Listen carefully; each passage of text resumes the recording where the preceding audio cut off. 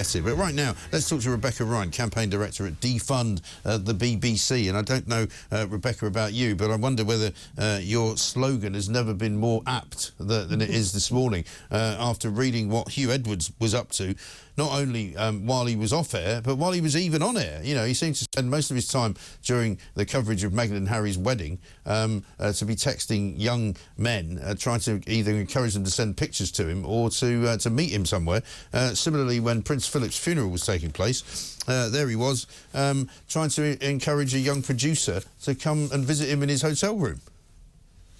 Yeah, it's absolutely outrageous, isn't it, that this guy has been able to do this whilst being paid by those of us that are forced to pay for the BBC, for the TV licence. And I think what's just so frustrating about it is we've been here before with the BBC, haven't we? And it's got this a pattern of behaviour, which means that these people are so-called talent are, you know, completely protected in their ivory tower. The BBC has this principle of sort of, you know, circle the wagons, let's admit no wrong, and this must feed down into their top talent. They feel untouchable, and it keeps happening to them that they, you know, that these scandals erupt where their top talent are carrying out this behaviour under the eye of the BBC.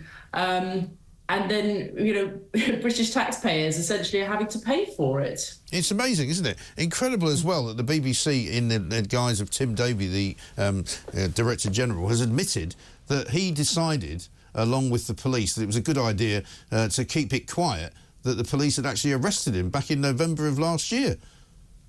Yeah, it's absolutely appalling. And I think that if he's deciding to keep it quiet, has enabled Huw, as we've seen this morning in the Daily Mail, that he used the money that British licence fee payers were giving him, were being forced to give him, to sort of pay for lawyers, which enabled to sort of to build this wall around himself and demanded privacy as well, all backed up, as you say, by Tim Davie. Right.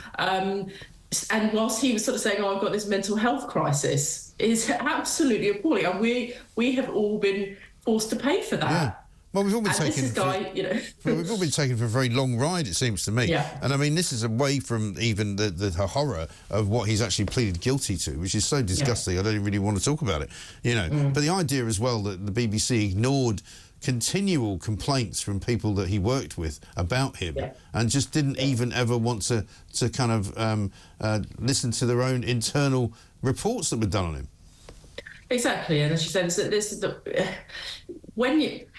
as we've seen with previous scandals from the BBC before, they ignore the smoke, and then, you know, when the fire comes along, they just sort of, you know, they pretend it hasn't happened and hope that it all goes away, and they put a huge amount of effort into covering it up. But these signals of, you know, these complaints from young male colleagues who say that he's been deeply inappropriate, they're a warning signal, and that the BBC should have taken seriously, given the number of scandals that have happened under their watch before, but they've learnt nothing. No, exactly. And there are now calls as well for some of the money that he was paid to be returned, certainly, certainly the £40,000 pay rise, and possibly some of the other money that he got while he was on suspension.